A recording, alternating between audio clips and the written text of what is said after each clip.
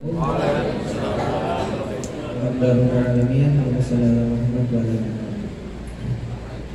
menambahkan sedikit Bapak Ibu. Jadi ini sudah mau masuk Ar-Musna. Kita mengenal dengan Ar-Musna Arafah, Musdalifah, dan Mina. Jadi ada beberapa waktu di manasik juga ada beberapa saya sampaikan tentang bagaimana sih apa aja resiko-resiko kesehatan yang kira-kira bisa timbul saat kita ada di Ar-Musna. Yang pertama saat di Arafah kita analisa situasinya. Tentunya suhu ya, suhu sudah disampaikan oleh Pak Ustadz Fahrudin, Ustadz Rahman tadi. Suhu kita ini masuk suhu yang ekstrim karena lebih dari 40 derajat.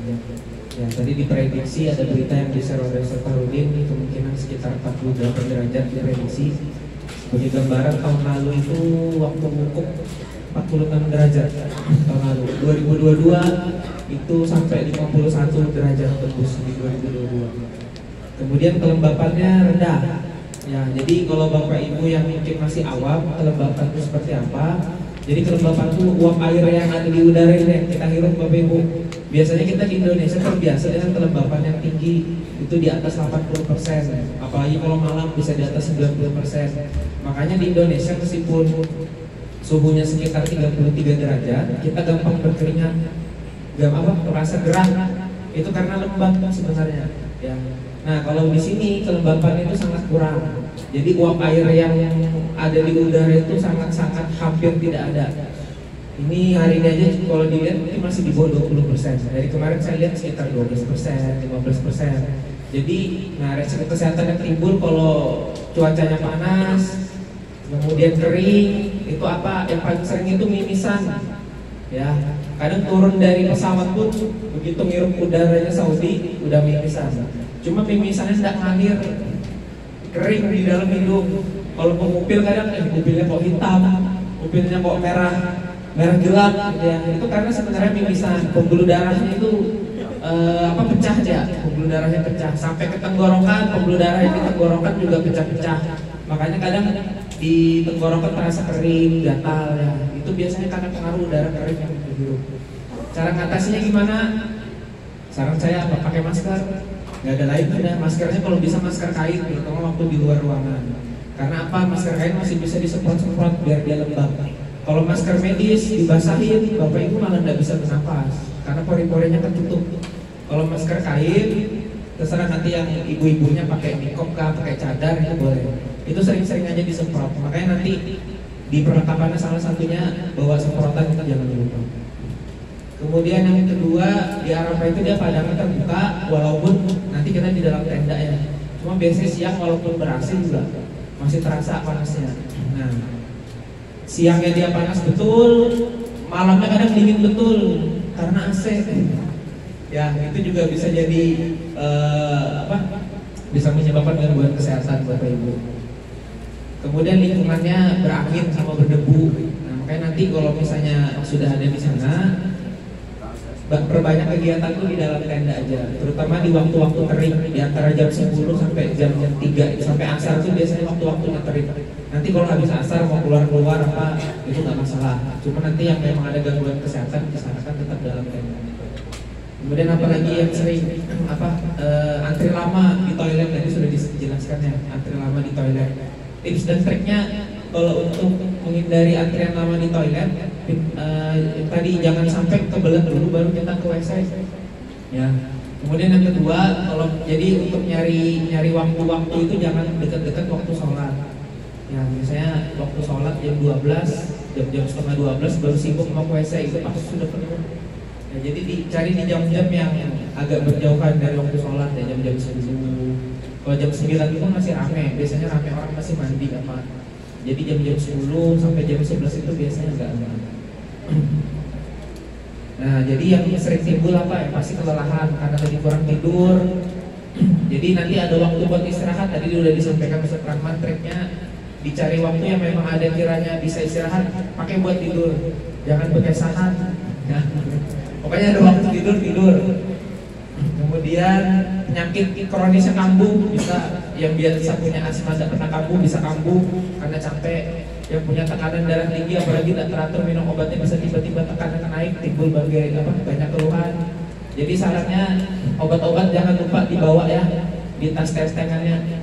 Siapkan perbekalan obat, khususnya yang punya penyakit kronis yang harus minum obat tiap hari, minimal untuk perbekalan 1 minggu. Jadi mulai hari ini udah disisihkan tuh obat yang dalam koper untuk keperluan seminggu sudah dibawa. Kemudian yang bisa timbul lagi namanya heat stroke. Heat stroke itu karena paparan panas. Nah, kemarin tuh masih ada beberapa jamaah yang udah mulai ada gangguan kesehatan itu yang kemarin berobat, sudah ada mulai yang masih icip-icip heat stroke-nya loh. Karena kemarin kita ada ziarah sama pas yang ke pasar, itu kan panas. Nah, itu gambarannya itu baru sebentar. Nanti di sana kita bakal sering keluar. Heat stroke itu kalau sudah dia kena heat stroke yang parah, itu biasanya dia demamnya tinggi di atas 40 derajat biasanya. Terus kalau badannya digerakkan, itu kaku, sudah kayak robot, digerakkan sedikit udah luar biasa sakitnya. Tapi kalau masih icip-icipnya stroke itu biasanya tiba-tiba habis dari panas, kepalanya sakit. Ya, kadang kalau bahasa awamnya tuh, kita bilangnya kayak delirium tuh kayak ngigau-ngigau gitu lah. Kadang orang itu diomongin kadang kalau nggak nyambung. Ya itu kan biasanya karena gangguan sengatan panas bisa terjadi seperti itu. Jadi untuk mencegahnya gimana? Pakai alat pelindung dirinya. Sudah hafal alat pelindung dirinya, Pak? Mulai dari kepala sampai ujung kaki itu dipakai. Sering bawa semprotan, itu wajib bawa semprotan. Jadi terasa dikit panas semprot. Kalau di Arafah masih ada sih pohon-pohon peneduh, walaupun tetap panas juga, udaranya kering. Kalau di Mina nanti nggak ada pohon-pohon peneduhnya. Kemudian nanti kalau yang ibu-ibu, kalau misalnya pas lagi panas harus memang antri di toilet, jilbabnya itu siram aja ya, nggak apa-apa. Itu untuk ngurangin panas daripada disemprot, mending disiram. Kalau bapak-bapak kan, kalau ihram masih belum di Arafah masih kondisinya ihram, masih belum boleh pakai penutup kepala, jadi pakai payung aja. Jadi ada kesempatan waktu siram aja kepalanya, kalau pas masih di luar disiram. Kalau ibu-ibu masih enak. Jadi jangan bapak-bapak nanti pakai handuk basah atau topi basah ditutup karena masih dalam kondisi ihram. Ya, hati-hati, larangan-larangan ihramnya dijaga. Itu kemudian yang terakhir gangguan yang sering terjadi di Arab itu dehidrasi. Saya bilang kurang cairan. Makanya wajib. Nah, kalau misalnya di hotelnya gini per jam itu harus minum minimal 1 gelas. Nanti kalau di sana mungkin bisa lebih. Ya, logikanya kayak gini Bapak Ibu, jemur baju, jemur celana di kamar aja kering. Apalagi badan, ya badan itu tanpa disadari itu airnya menguap yang di badan. Makanya kalau tidak minum pasti sudah tuh bibirnya kering-kering, tenggorokan udah rasa kering, ya karena baju yang dijemur tidak kena matahari aja di sini bisa kering. Jadi nanti sering-sering minum. Di sana juga sering minum, jangan khawatir kalau di Al-Musna itu insya Allah makanan insya Allah berlimpah. Ya minuman-minuman juga sudah ada di di chiller-chillernya itu sudah ada minuman-minuman juga. Jadi jangan lupa minum. Jadi jangan takut. Nah, ada beberapa jamaah juga kemarin kenapa nggak minum? Takut kencing dong, itu baru di hotel loh.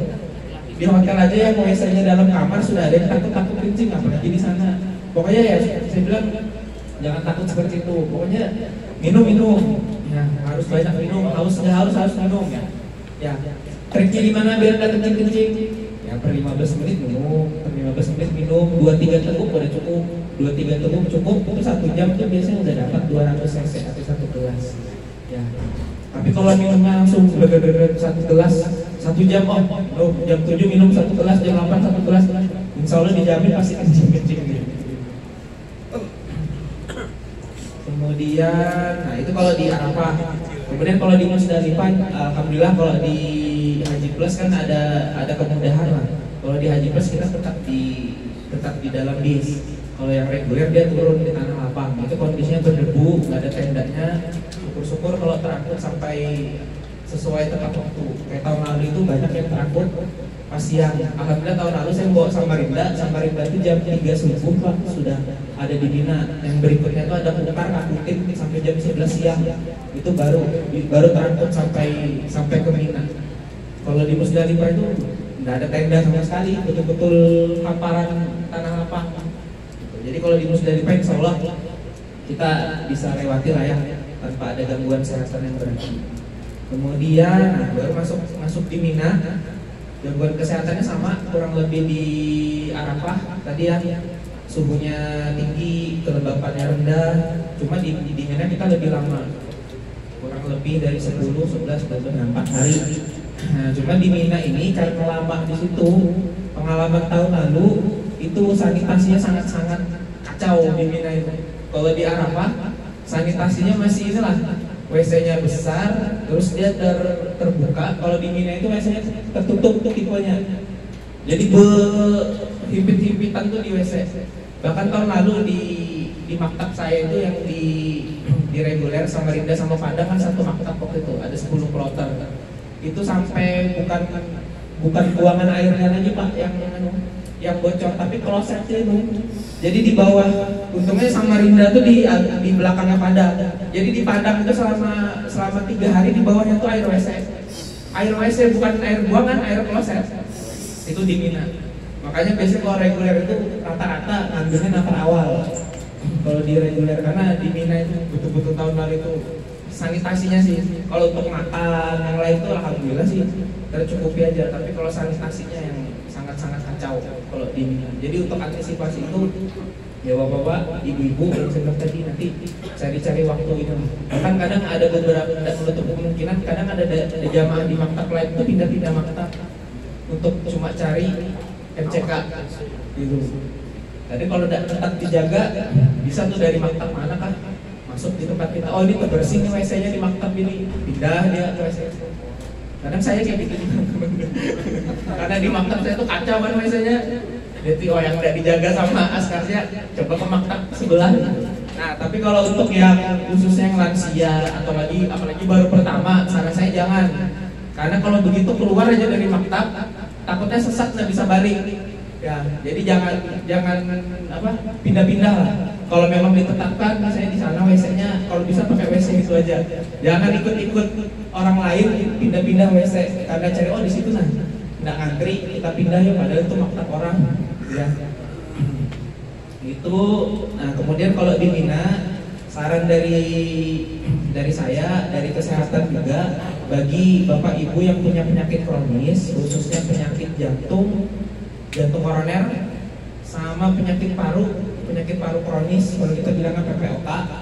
Kalau asma itu dia beda sama PPOK. Kalau asma dia kambuh-kambuhan, kalau PPOK itu paru-parunya udah memang rusak. Itu disarankan dibadal perontarannya. Ya bapak ibu. Sebagai gambaran, kalau misalnya kan ini mungkin jaraknya tidak terlalu jauh ya. Kalau yang kita 1 kiloan lah ya, PP 2 kilo. Kalau kemarin istilahnya tawaf bisa jalan kaki itu kuat, insya Allah nanti kepelontaran kuat. Gitu ya. Jadi kalau misalnya ada yang mau coba-coba, tadi kata Pak Haji Farudin, kalau memang minimal sekali aja ada kepelontaran, patokannya itu pas tawaf kemarin. Karena kan di lantai 2. Kalau tawaf kemarin istilahnya kuat aja, insya Allah nanti pas pelontaran, insya Allah kuat. Ya. Tapi kalau kemarin di tawaf itu sudah didorong, saran saya jangan coba-coba. Karena di jalurnya pelontaran itu jalur datang sama pulang tuh beda biasanya. Ya, nanti malah tercecer. Jadi 2 penyakit ini yang biasanya penyakit jantung koroner, apalagi yang udah pasang ring, ya. Yang udah pasang ring, saran saya kalau bisa pelontarannya di badan. Sama yang PPOK.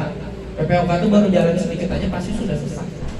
Ya, tapi kalau jamaah khususnya yang sama Rinda, kemarin saya lihat yang di MCQ-nya hasil ronsen parunya sih nggak ada yang PPOK, yang benar-benar semuanya bisa melontar. Itu jadi segera lapor nanti ke Desa Timansyah, khususnya yang di Mina nanti untuk yang pelontaran yang memang direncanakan di badan. Kemudian yang terakhir, puncaknya harusnya nanti kita tawaf sa'i haji, tawaf ibadah. Pengalaman dari tahun lalu itu pelataran Ka'bah itu dibuka untuk yang baju biasa, karena kita tawaf ibadah pakai baju ini aja, udah nggak pakai ihram lagi. Itu luar biasa, lebih full dari yang waktu kita kemarin tawaf sa'i. Ya, jadi karena lebih full dan biasanya saya nggak tahu yang kalau tahun ini ya. Tahun lalu itu dari pemerintah Indonesia itu ada himbauan ya.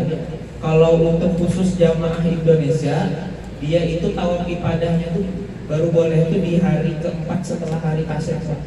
Karena di hari tanggal 14, 15, 16 itu yang orang-orang Afrika, orang-orang masih rapat gitu. Nah cuma kadang ada beberapa jamaah tahun lalu itu yang kan dia memang udah biasa umroh berlepas diri nggak masalah, cuma hati-hati, itu hati-hati karena lawan kita tuh besar-besar, apalagi yang orang-orang Afrika kayak kemarin pas kita tahu, dia nggak tahu-tahu tiba-tiba motong kayak gitu, badannya besar, apalagi yang mau cewek mau cowok kayak gitu juga. Orang itu saya tahu di Padang kan, kalau saya biasanya pecah-pecah gitu kan, jadi nggak bergerombol gitu. Kita mau cowok tetap ditarik sama yang cewek-ceweknya, yang orang-orang Afrika, orang Afrika sih besar-besar itu. Jadi untuk tahu ibadah, saran saya pokoknya ikutin apa dari instruksi dari ustadz-ustadz kita, jangan berlepas diri karena kondisinya biasanya tahu ibadah itu crowded, karena semuanya boleh masuk walaupun tidak berihram, boleh masuk ke pelataran Ka'bah sampai biasanya akhir Dzulhijjah. Nanti 1 Muharram kembali lagi aturannya cuma yang berihram. Itu dari saya, sekedar tambahan, semoga nanti bisa diingat-ingat diaplikasikan. Dan yang terakhir, titip saran khususnya nanti teman-teman bapak ibu yang sekamarnya itu ada lansia, ya tolong selama nanti di Al-Husna kurang lebih 6 hari, tolong dipegang. Takutnya nih, yang lansia tuh mau ke WC aja kok bisa ditanyain, mau kemana mbah, mau kemana kai, mau kemana nenek, kalau bisa didampingi selama di Al-Husna. Nanti takutnya itu nggak bisa balik ke tenda, kadang-kadang bentuk tenda itu sama semua, ya. Jadi jangan dibiarkan yang lansia-lansia itu kalau ke WC sendirian, ya selalu didampingi, wajib. Mungkin itu aja dari saya. Mohon maaf, assalamualaikum warahmatullahi wabarakatuh.